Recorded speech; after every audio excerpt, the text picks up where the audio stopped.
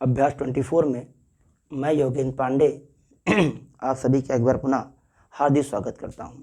आइए चर्चा करते हैं। आज का जो टॉपिक है वो है socialism in Europe and the Russian revolution, यानी यूरोप में समाजवाद का प्रभाव और रूस की क्रांति, उसके विषय में हम चर्चा करेंगे। आइए शुरू करते हैं। इसके पहले मैं एक वीडियो डाल चुका हूं और आप उसको देख लीजिएगा।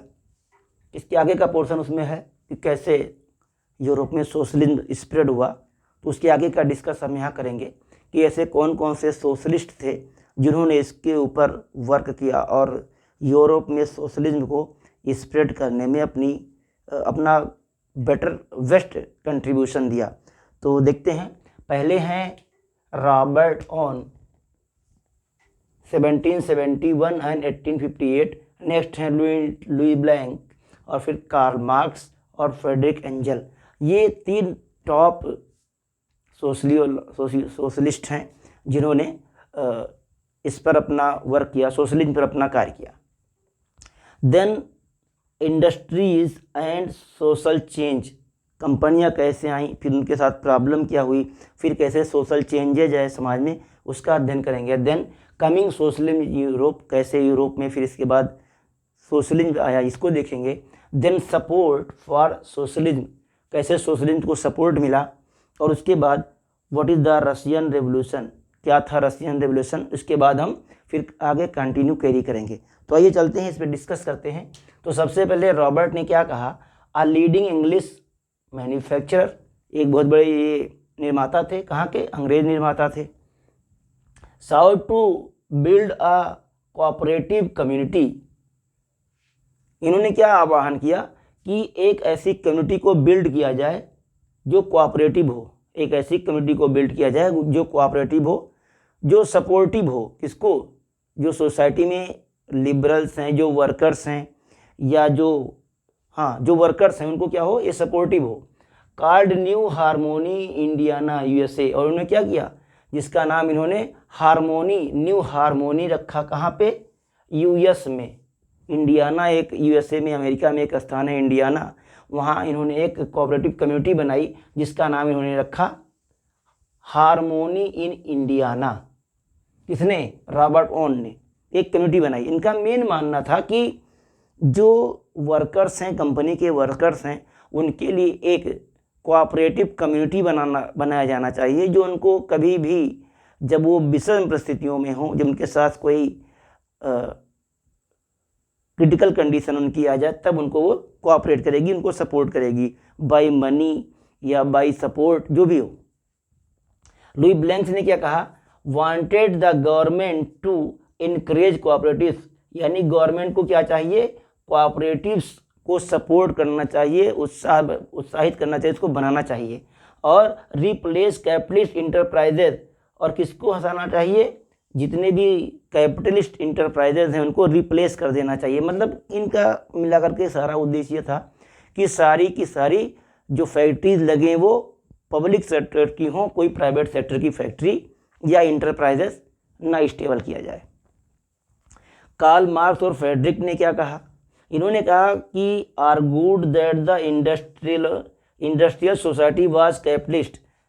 कार्ल मार्क्स और फ्रेडरिक ने बताया कि जो ये इंडस्ट्रियल सोसाइटी है वो कैसी है, कैपिटलिस्टों की है, पूंजीपतियों की है। फिर the capitalist want the capital invested in the factories, और जो कैपिटलिस्ट होते हैं, जो पूंजीपति होते हैं, वो खुद अपने कैपिटल को कहाँ इन्वेस्ट करते हैं, फैक्ट्री में इन्वेस्ट करते हैं। The capitalist exploit the workers, और जो उद्योगपति होते हैं, जो वर्कर्स होते हैं, उनका शोषण करते हैं, एक्सप्लॉइट करते हैं। क्यों भाई, सोशल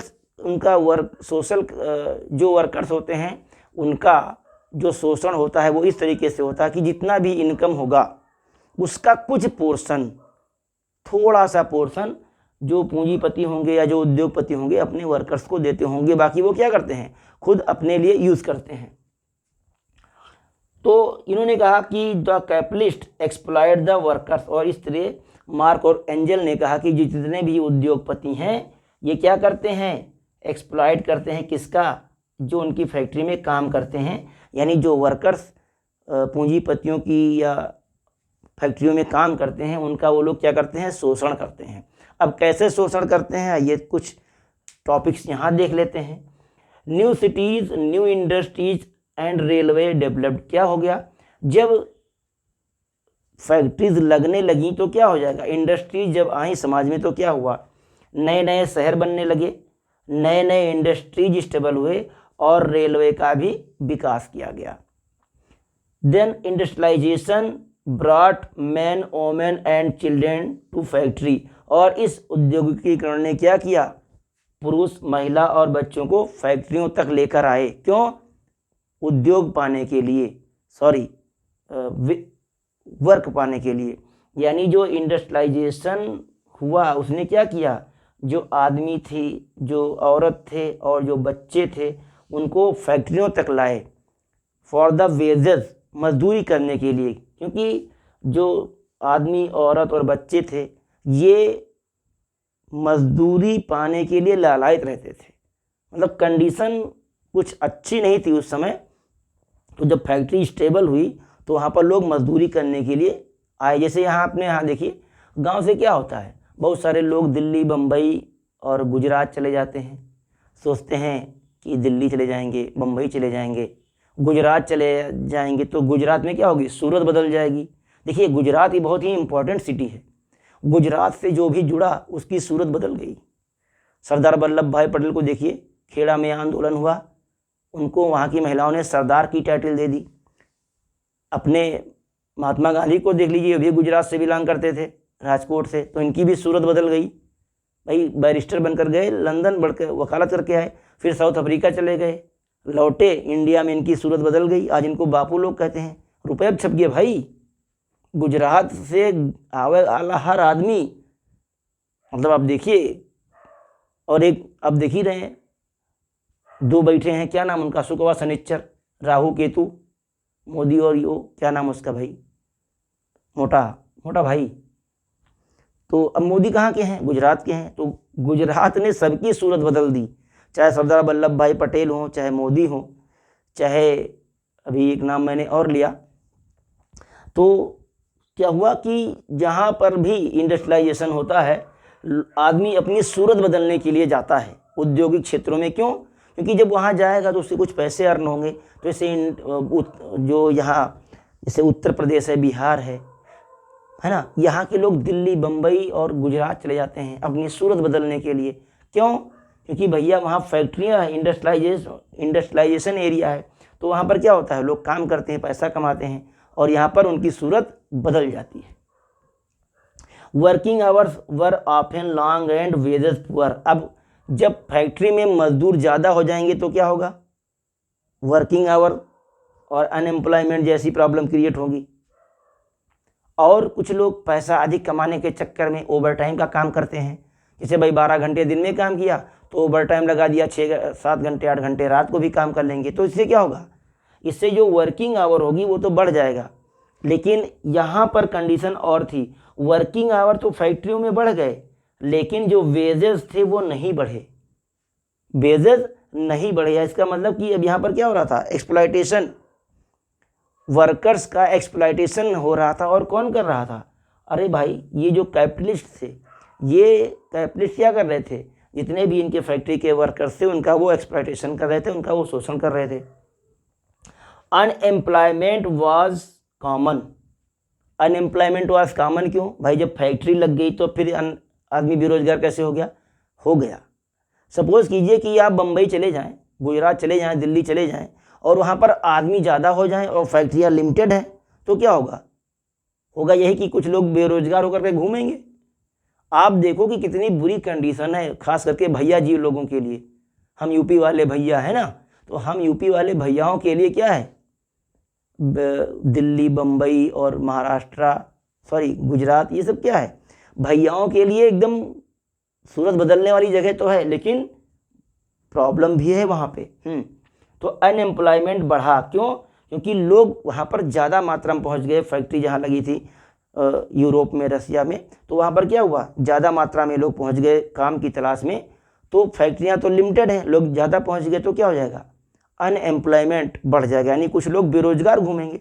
देन क्या हुआ, और क्या प्रॉब्लम क्रिएट हुई, housing and sensation problem were growing fast, तेजी के साथ रहने और स्वच्छता, रहन सहन और साफ सफाई की समस्याएं तेजी के साथ बढ़ी। कारण क्योंकि गांव के लोग शहरों में जाकर के स्टेबल होने लगे। तो शहर में लिमिटेड मकान है, लिमिट में रहने वाले लोग हैं, तो क्या होगा, हाउसिंग की प्रॉब्लम आएगी, लोग ज़्यादा पॉपुलेशन हो जाएगी तो गंदगी हो जाएगी, है ना। तो ये सब प्रॉब्लम्स रेज हुई कहाँ पर, जब इंडस्ट्रियलाइजेशन शुरू हुआ यूरोप में। ये सारी प्रॉब्लम रेज होने लगी, फास्टली रेज होने लगी। Many workers who wanted change rallied around liberals and radicals. बहुत सारे वर्कर्स बदलाव चाहते थे, और किसके माध्यम से, तो लिबरल्स और रेडिकल्स, इनके विषय में मैं चर्चा कर चुका हूँ। लिबरल्स कौन होते हैं, ये उदारवादी होते हैं। रेडिकल्स कौन होते हैं, ये क्रांतिकारी विचारधारा के तत्काल रिफॉर्म चाहते हैं हर चीज़। इसका मैं डिस्कस पिछले वीडियो में कर चुका हूँ। अगर आपने पिछला वीडियो नहीं देखा है तो वहाँ जाकर के आप लिबरल्स और रेडिकल्स के विषय में और कंजर्वेटिव्स के विषय में अच्छे से जानकारी हासिल कर सकते हैं। आइए दूसरा टॉपिक देखते हैं, कमिंग सोशलिज्म इन यूरोप। अब यूरोप में कैसे सोशलिज्म आया, आगमन देखते हैं क्या हुआ। Socialism were well known by the mid 19th century in Europe. 19वीं शताब्दी के मध्य में हमने यूरोप में 19वीं शताब्दी के मध्य में सोशलिज्म यूरोप में तेजी के साथ बढ़ा और इसको लोग जानने लगे। कब, 19वीं शताब्दी में। सोशलिस्ट अपोज प्राइवेट प्रॉपर्टीज या फैक्ट्रीज जो भी है, तो जितने भी समाजवादी थे वो किसका विरोध कर रहे थे, प्राइवेट प्रॉपर्टी या फैक्ट्री का विरोध कर रहे थे, तभी तो सोशलिज्म आएगा।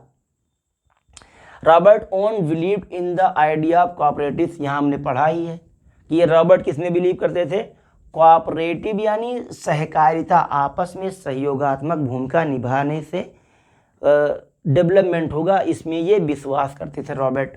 Cooperatives were association of people who produce. अब क्या थी कोऑपरेटिव्स, क्या होती थी, ये देख लेते हैं।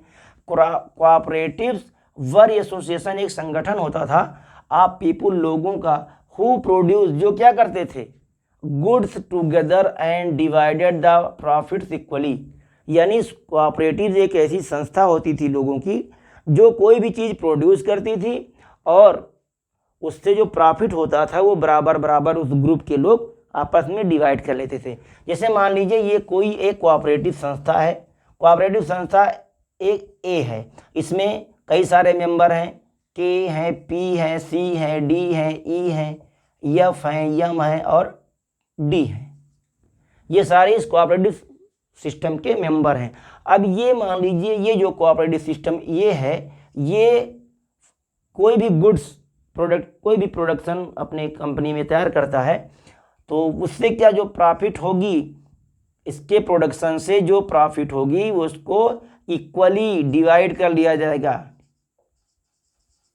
यानी ये जो सारे लोग हैं इसके मेंबर, ये उस प्रॉफिट को इक्वली आपस में डिवाइड कर लेंगे। लेकिन प्राइवेट इंडस्ट्री में ऐसा नहीं है, जो प्रॉफिट होगा उसका कुछ हिस्सा वर्कर्स को मिलेगा, लेकिन प्रॉफिट का एक बड़ा अमाउंट किसको जाएगा, जो फैक्ट्री का मालिक होगा, जिसने पूंजी इन्वेस्ट की है। लेकिन कोऑपरेटिव सिस्टम में सारे लोग बराबर पूंजी इन्वेस्ट करते हैं और बराबर आपस में उसको डिवाइड भी कर लेते हैं। Support for socialism. अब सोशलिज्म का सपोर्ट कैसे करेंगे इसको देखते हैं। Socialist formed and international body. Socialist ने क्या किया, एक अंतरराष्ट्रीय संस्था का गठन किया और उसका क्या नाम रखा, द सेकेंड इंटरनेशनल। उस संस्था का नाम क्या रखा गया, the second international. They set up funds for helping members in times of distress. ये संस्था क्या करती थी, जो भी इस संस्था के मेंबर होते थे, कठिन परिस्थितियों में कोई डिजास्टर हो जाए, कोई अप्रिय घटना घट जाए, संकट आ जाए, तो उस संकट की घड़ी में ये संस्था मेंबर्स की हेल्प करती थी। और ये संस्था थी किसकी, तो ये संस्था थी जो वर्कर्स थे उनकी संस्था थी, second international. They demanded a reduction of working hours. इस संस्था ने और क्या किया, डिमांड कर दिया कि जो वर्किंग आवर है उसको कम किया जाए, रिड्यूस किया जाए। एंड राइट टू वोट, और वोट का अधिकार भी दिया जाए। किसने मांग रखा? सेकेंड इंटरनेशनल ने। अब देखिए ऐसी संस्थाएं बन चुकी थी, सेकेंड इंटरनेशनल जैसी संस्था क्या हो गई? बन चुकी थी। तो कहाँ बनी थी? In Germany. These association work with the socialist democratic party. Germany में एक पार्टी थी सोशलिस्ट डेमोक्रेटिक पार्टी, उसके दिशा निर्देशन में ऐसी एक सेकेंड इंटरनेशनल जैसी एक संस्था काम कर रही थी। फिर क्या हुआ? इन 1905 में socialist and trade unionist, socialist और जो व्यापारी के संगठन थे, फॉर्म्ड अ लेबर पार्टी, एक लेबर पार्टी का गठन किया। कहाँ पे? In Britain. अच्छा, एक क्वेश्चन आप हमको बताएंगे कि जब भारत आज़ाद हुआ 1947 में, तो ब्रिटेन के प्रधानमंत्री कौन थे? ब्रिटेन के पीएम बताने आपको, ब्रिटेन के पीएम कौन थे और किस पार्टी के लीडर थे? ध्यान रखिएगा, किस पार्टी के लीडर थे वो? पार्टी, जिस पार्टी से, वो पार्टी कौन सी थी, उस पार्टी का नाम आपको कमेंट बॉक्स में लिखना है। यानी कि 1905 में जो सोशलिस्ट थे, समाजवादी, और जो ट्रेड यूनियनिस्ट थे, यानी कि जो व्यापार के संघ थे, उन्होंने ब्रिटेन में एक संस्था बनाई, लेबर पार्टी। कहाँ पर बनाई थी? ब्रिटेन में। तो आपको बताना है, क्योंकि हमारी आज़ादी ब्रिटेन से बिलोंग करती है, तो ब्रिटेन का पीएम कौन था हमारी आज़ादी के समय, और वो किस पार्टी से बिलोंग करते थे, ये आपको बताना है। And socialist party in France, और फ्रांस में एक संस्था बनी थी सोशलिस्ट पार्टी। ये जो संस्थाएं हैं, सेकेंड इंटरनेशनल रूस में बनी, और ये सोशलिस्ट डेमोक्रेटिक पार्टी जर्मनी में बनी, फिर लेबर पार्टी ब्रिटेन में बनी, और सोशलिस्ट पार्टी फ्रांस में बनी। इस पार्टी का जो मेन मोटो था वो था सोशलिज्म को सपोर्ट करना। क्या करना था? सोशलिज्म को सपोर्ट करना था। Socialism however could not proceed. अब सोशलिज्म ने क्या नहीं कर सका? सोशलिज्म के प्रभाव में क्या नहीं हो पाया? आइए देखते हैं हुआ क्या कि जो सोशलिज्म था, तो influence of the radicals and liberals and conservatives, यानी socialism however could not proceed the influence of the radicals, liberals and the conservative. ये जो सोशलिज्म था, ये ज़्यादा प्रभाव लिबरल्स, रेडिकल्स और कंजर्वेटिव पर नहीं डाल सका। कहने का मतलब, इसका प्रभाव, जो इनका प्रभाव था, वो सोशलिज्म को आगे नहीं ले जा पाया। यानी जो कंजर्वेटिव, लिबरल्स और रेडिकल्स ये चाहते तो थे कि सोशलिज्म आगे बढ़े, लेकिन ऐसा हो नहीं पाया। इसी के फलस्वरूप क्या हुआ कि रशिया में रेवोल्यूशन हो गया, क्रांति। क्रांति का कारण यही बना, ये रेडिकल्स, ये लिबरल्स और ये कंजर्वेटिव ही क्रांति के मेन रीज़न बने। क्रांति के बाद क्या बन गई? ये मेन कारण बने। अब ये मेन कारण जो बना क्रांति का रसिया में, उसको हम अगली टॉपिक पे डिस्कस करेंगे। लेकिन यहाँ हम ये जान लें कि what is the Russian revolution. Let's see the events from the fall the monarchy in February 1917। फरवरी की, जब हम रूस के फरवरी की घटना को पढ़ेंगे तो वहाँ देखेंगे कि कैसे जो वहाँ की मोनार्ची थी, जो राजस्थान था, वो कैसे समाप्त हो गया। तो फरवरी में मोनार्ची एबॉलिश कर दिया गया, रिड्यूस कर दिया गया या डिस्ट्रॉय कर दिया गया। कहाँ पे? रसिया में। द सोशलिस्ट कैप्चर पावर, और जो समाजवादी थे उन्होंने पावर, अपना अधिकार कर लिया। कहाँ?